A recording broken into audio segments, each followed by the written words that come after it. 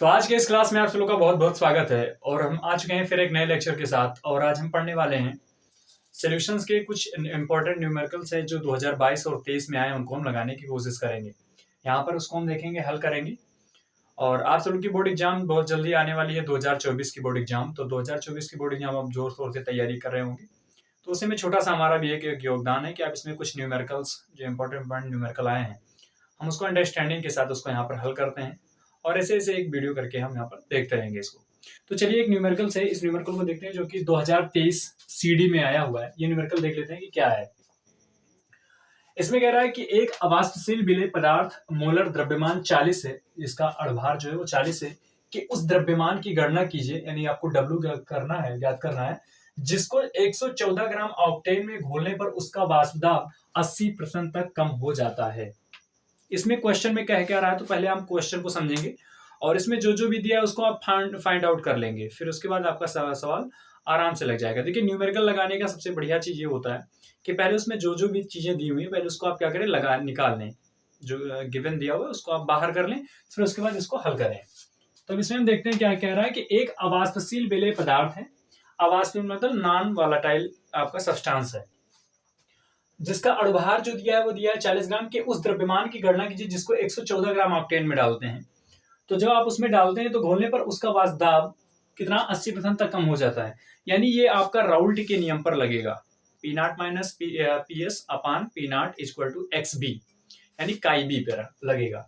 तो इसको राउल्ट के नियम के अनुसार लगाएंगे। पहले इसमें देख लेते हैं कि क्या क्या इसमें दिया हुआ है। तो इसमें दिया आपका विलेय का पदार्थ, जो आपका अवाष्पशील पदार्थ विलेय है, तो दिया क्या क्या है उसको देख लेते हैं। तो दिया है, क्या क्या दिया है, विलेय पदार्थ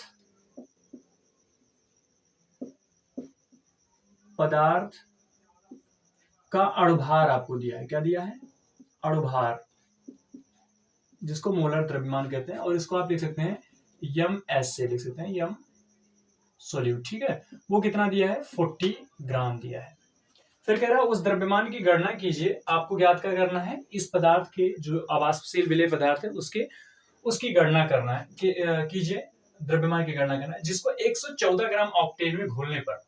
तो यानी आपको जो ऑक्टेन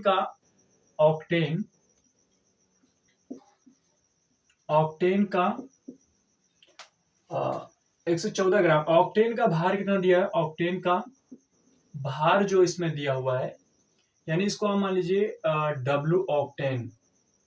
ठीक है, यहां पर लिख लेते हैं डब्ल्यू ऑक्टेन। आपको जो दिया है वो कितना दिया है, 114 ग्राम दिया है। और चूंकि हम जानते हैं ऑक्टेन का जो अणुभार होगा, ऑक्टेन का अणुभार, इसका अणुभार आप निकाल सकते हैं C8H18 होगा। ठीक है, हम यहाँ पर लिख देते हैं C8H18, ए ऑक्टेन का क्या होता है, सूत्र होता है।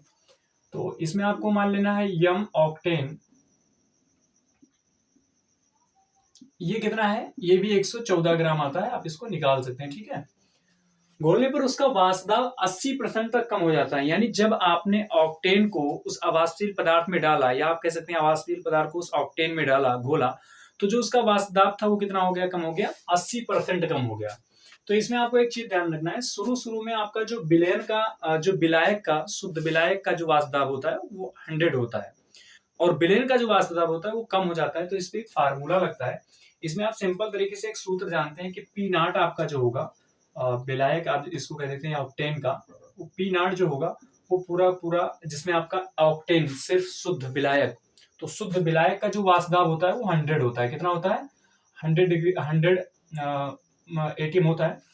और फिर उसके बाद जो आपका पी एस कह रहा है, यानी जब आपने इसमें अवाष्पशील पदार्थ डाल दिया तो वो कितना हो गया, कह रहा है 80% कम हो जाता है। कितना कम हो जाता है, 80%, यानी तब वो कितना हो जाता है, 80% हो जाता है। अब इसमें आपको सिंपल इसको पीएस मान लें, सिंपल आप इसमें फार्मूला राउल्ट का नियम लगाएंगे। तो अकॉर्डिंग, और फाइंड आउट क्या करना है, ये तो दिया वाला हो गया था, आपको ज्ञात क्या करना है, तो ज्ञात करना है इसमें आपको W, अवाष्पशील पदार्थ को आपको ज्ञात करना है। ठीक है, ये इसमें दिया हुआ है। तो इसमें आप राउल्ट का नियम लगाएंगे। तो राउल्ट का नियम एक यहाँ पर आता है, सूत्र होता है कि P not minus P S upon P S equal to हो जाता है W into M into M into W. अब यहाँ पर यम जो है ये यम ऑक्टेन है, यम ऑक्टेन, और ये डब्लू ऑक्टेन है। ठीक, अब इसमें आपको करना क्या है, ये सीधे सीधे आप इसको फार्मूला, इसमें सूत्र आप अप्लाई कर दीजिए। तो देखो पी नॉट का मान कितना दिया हुआ है, पी नॉट मतलब शुद्ध विलायक का जो आपका भार दिया हुआ है, जो दाब दिया हुआ है वो 100 डिग्री सेल्सियस दिया है। कितना हम इधर लगा देते हैं, 100 दिया हुआ है। कितना दिया हुआ है, 100, और माइनस PS, यानी जब आपने उस पदार्थ में, ऑक्टेन में जब आपने अवाष्पशील पदार्थ डाला तो विलेन बन गया। उस विलेन का जो आपका होता है वो 80% गहरा तक कम हो जाता है। तो 100 माइनस 18 अपान, और इसमें फिर क्या कह रहा है, PS, तो फिर यहाँ पर क्या रख देंगे 18, क्योंकि आपने मान यहाँ पर ऑलरेडी रख रखा है। इक्वल टू आप क्या करेंगे, W, तो W आपको ज्ञात करना है, ये वाला आपको W ज्ञात करना है, जिसको हम W सल्यूट कह सकते हैं। क्या कह सकते हैं, W सल्यूट इनटू यम ऑक्टेन, वही चीज लिखा हुआ है तो हम यम ऑक्टेन, और यम ऑक्टेन कितना आपने ज्ञात किया, 114 ग्राम। कितना है, 114, और बटे फिर यहाँ क्या है, स्मॉल यम है, तो स्मॉल यम आपको दिया हुआ है ऑलरेडी, इसमें दे रखा है। स्मॉल एम के लिए या आप इसको स्मॉल एम लिख सकते हैं। ठीक है, वो कितना दिया है सॉल्यूट के लिए, 40 ग्राम। कितना दिया है, 40, और इनटू, और फिर उसके बाद यहाँ पर डब्ल्यू ऑक्टेन है, यानी ऑक्टेन का भार। तो ऑक्टेन का भार डब्ल्यू ऑक्टेन आपको कितना दे रखा है, 114 रखा है। डब्ल्यू ऑक्टेन और यम ऑक्टेन यानी अणुभार, ऑक्टेन का अणुभार और ऑक्टेन का द्रव्यमान दोनों एक संयोग, बस 114 ही है। ठीक है, अब इसको आप हल करेंगे तो ये आपका आएगा 20/80। कितना हो जाएगा, 20/80 हो जाएगा। इक्वल टू इसको करेंगे तो ये इससे कैंसिल हो जाएगा, ये हो जाएगा W सोल्यूट अपान 40। इसका आप इससे क्रॉस मल्टीप्लाई करेंगे तो क्या हो जाएगा, W solute into 20 equal to क्या हो जाएगा, सॉरी, इनटू 8, और इसका आप इससे करेंगे तो क्या होगा, 4 दूनी 8, यानी ये 800 हो जाएगा। कितना हो जाएगा, 800। तो और ये आपका 80 है, तो W इक्वल टू क्या हो जाएगा, W सोल्यूट कितना हो जाएगा, ये 800, और ये गुणा में है तो इधर आएगा तो भाग में हो जाएगा, तो ये 80 हो जाएगा। 1 0 1 0 से कट जाएगा, और 8 दहम्मा 80 हो जाता है, यानी W सोल्यूट इक्वल टू जो आएगा वो आपका 10 ग्राम आएगा। कितना आएगा, यानी यदि आप ऑक्टेन में 10 ग्राम अवाष्पशील पदार्थ डाल देते हैं तो जो उसका वाष्पदाब होगा वो 80% तक कम हो जाएगा। तो ये वाला आप न्यूमेरिकल लगाइए। फिर एक अगला न्यूमेरिकल और देखते हैं, 2023 में आया है। चलिए इसको आप लिखिए, फिर न्यूमेरिकल और देखते हैं।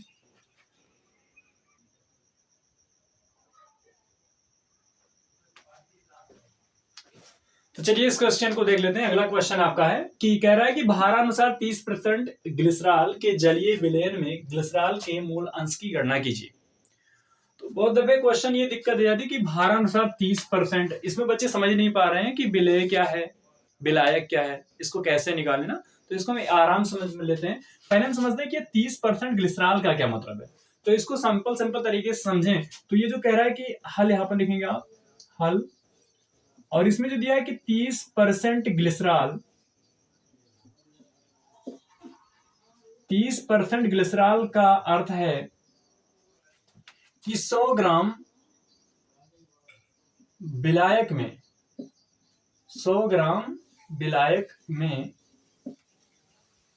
जलीय विलयन, सॉरी 100 ग्राम विलयन में, 100 ग्राम विलयन में 30 ग्राम क्या घुला हुआ है, आपका विलेय घुला हुआ है। 30 ग्राम विलेय, या जिसको आप ग्लिसरॉल कह सकते हैं, विलेय उपस्थित है, उपस्थित है।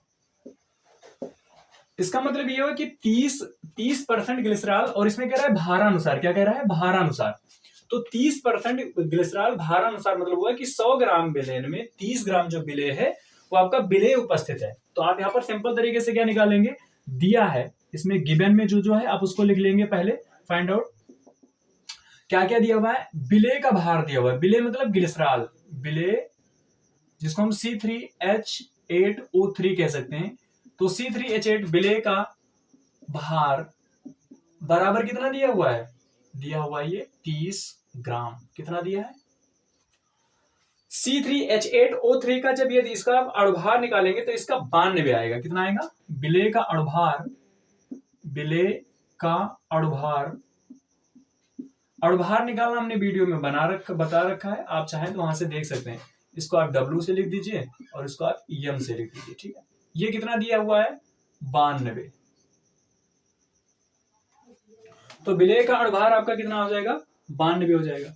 फिर इसमें हम आगे क्वेश्चन करेंगे, चूंकि हमको मोल अंश निकालना है तो मोल अंश में हम जानते हैं कि इसमें विलेय और विलायक का ही मोलों की संख्या पूछी जाती है। तो सिंपल तरीके से इसमें क्या कह रहा है, ग्लिसरॉल के मोल अंश की गणना कीजिए। और इसमें कह रहा है जलीय विलयन, कौन सा विलयन कह रहा है, जलीय विलयन, यानी जल का, जल यहाँ पर क्या है विलायक है, तो यहाँ पर आप सिंपल तरीके से लिख सकते हैं कि विलायक का भार बराबर, विलायक का भार बराबर यानी W सॉल्वेंट। तो W सॉल्वेंट कितना दिया रहेगा। अब ये विलयन हमारा 100 ग्राम है, कितना है 100 ग्राम है, तो हम विलयन बराबर जानते हैं विलेय प्लस विलायक होता है, तो आपका विलायक बराबर क्या हो जाएगा, विलयन में से विलेय को घटा देंगे।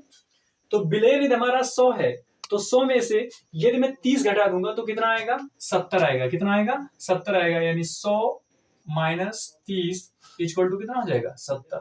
हमने विलयन में से क्या घटा दिया, विलेय घटा दिया, तो हम 70 ग्राम ही हमें क्या पता चल गया, विलायक पता चल गया। और हम विलायक का अणुभार जानते हैं, विलायक हमारा H2 है, तो विलायक का अणुभार क्या हो जाएगा, विलायक का अणुभार यानी H2O है ना, तो विलायक का अणुभार कितना हो जाएगा, H2O का हमारा जो अणुभार हो जाएगा वो 18 ग्राम हो जाएगा। सिंपल। तो सिंपल तरीके से आपने निकाल लिया कि विलेय का भार 30 ग्राम, यहां से हमने निकाला, इसमें यानी 30 ग्राम विलेय है आपका, 100 ग्राम विलयन में से, और 92 ग्राम इसका अणुभार आता है, अणुभार आप निकाल सकते हैं, कर सकते हैं। फिर विलायक का भार कितना दिया हुआ है, 100 में से हमने 30 घटा दिया, यानी विलयन में से विलेय घटा दिया, तो हमको विलायक पता चल गया। अणुभार हमारा कितना होता है 18 ग्राम होता है H2O का, ये हम जानते हैं। बस इसमें हम 3 फार्मूला हम जानते हैं ऑलरेडी। पहला एक होता है हमारा कि काई ए यानी काई विलेय कह सकते हो इसको ना, काई सोल्यूट कह सकते हो, chi solute equal to Na/Na plus Nb। एक होता है हमारा काई, इसको आप ये सोल्यूट मान लेते हैं, ए बराबर मान लेते, और काई बी बराबर मानते हैं तो क्या मान लेंगे, काई Nb अपान Na प्लस Nb। और एक हमने कहा है काई ए प्लस काई बी, यानी विलेय का मोल प्रभाज प्लस विलायक का मोल प्रभाज बराबर जो होता है वो सम जो होता है वो किसके होता है, ए के होता है। तो ये हमने 3 फार्मूला आपको बता रखा है, यानी हम सब लोग जानते हैं, ठीक है। अब इसमें हम क्या कर रहे हैं, इसमें में से एक फार्मूले को अप्लाई कर रहे हैं। इसमें पूछ क्या रहा है कि ग्लिसरॉल के मोल अंश की गणना कीजिए, ग्लिसरॉल मतलब विलेय के मोल अंश की, तो बस ये वाला फार्मूला लगा दीजिए। तो ग्लिसरॉल का मोल प्रभाज काई C3 ग्लिसरॉल का हो जाएगा C3H8O3 का मोल प्रभाज बराबर क्या हो जाएगा, NC3H8O3 बटे NC3H8O3 और प्लस NH2O। N जो यहाँ पर हो गया है मोलों की संख्या है, आप चाहे तो मोलों की संख्या अलग अलग भी निकाल सकते हैं, आप चाहे तो इसी में निकालें। बराबर करेंगे NC3H8 का मतलब विलेय का भार, यहाँ पर आप चाहो तो हम निकाल सकते हैं सिंपल तरीके से, NC3H8O3 का मोल प्रभाव बराबर क्या हो जाएगा, भार बटे अणुभार, क्या हो जाएगा भार बटे अणुभार, तो भार और बटे अणुभार। चलिए, तो NC3H8 का यानी इसका भार कितना है 30 ग्राम है, कितना है 30 ग्राम है। अणुभार इसका कितना है, यानी विलेय का अणुभार कितना है 92 है, यानी ग्लिसरॉल का जो अणुभार है 92 है। यदि इसको आप हल करते हैं तो ये आएगा 0.32 आएगा, कितना आएगा 0.3। फिर हम निकाल लेते हैं NH2O निकाल लेते हैं, तो NH2O भी निकालेंगे तो कितना आएगा भार बटे अणुभार, भार बटे अणुभार यानी H2O का भार और H2O का अणुभार। तो भार इसका कितना दे रखा है, विलायक का भार आपने 70 ग्राम रख दे रखा है, और अणुभार कितना हो जाएगा 18 हो जाएगा, और जब इसको हल करेंगे तो 4 पॉइंट इसका लगभग आएगा ये 3.88 ग्राम आएगा, ठीक है। बस अब इसके जगह पर ये सब उठा के इसमें रख देंगे, तो NC3H8 की जगह पर क्या रखेंगे 0.32 और बटे ये फिर इसे वही चीज रख देंगे 0.32 प्लस फिर H2O के मोलों की संख्या, तो H2O के मोलों की संख्या कितनी आई है, ये वाला देख लीजिए 3.88, ठीक। अब इसको क्या करेंगे, कर देंगे सम करेंगे तो 0.32 बराबर, इसको आप ऐड करेंगे तो ये आएगा 4.20 और हल करेंगे तो ये आपका आ जाएगा 0.0761। आप इसको हल करेंगे तो इतना आएगा, यानी आपका जो मोल प्रभाज काई C3H8O3 यानी ग्लिसरॉल के जो मोल प्रभाज आया वो कितना आ गया इतना आ गया, ठीक है, इतना ग्राम आ गया। अब मान लेते हैं इसमें अगर जल का भी पूछ लेता, विलायक का भी पूछ लेता, तो आप सिंपल तरीके से एक फार्मूला लगा देते, इसको आप होमवर्क कर लेंगे। Chi A plus chi B equal to 1 के होता है। तो काई ए आपका इतना आ गया है, कितना आ गया है, इसको हम फार्मूला को डायरेक्ट कर देते, काई बी इक्वल टू क्या हो जाएगा, उधर ले जाएंगे माइनस हो जाएगा, तो 1 माइनस काई ए हो जाएगा। तो 1 माइनस और इतना मान कितना है, ये -C3H8O3 का, ये रख देंगे 0.0761। इसको आप घटा लेंगे तो आपको मतलब जल का भी पता चल जाएगा, ठीक है। तो आप इसको हल कर लेंगे नीचे वाला, बाकी ये आपका आंसर इतना आ गया है। तो आई होप आपको ये दोनों सवाल समझ में आए होंगे, और हम फिर नेक्स्ट सीरीज में ऐसे लेकर आएंगे, आपके लिए इंपॉर्टेंट क्वेश्चन लाते रहेंगे। तो आप बने रहिए, बहुत बहुत धन्यवाद।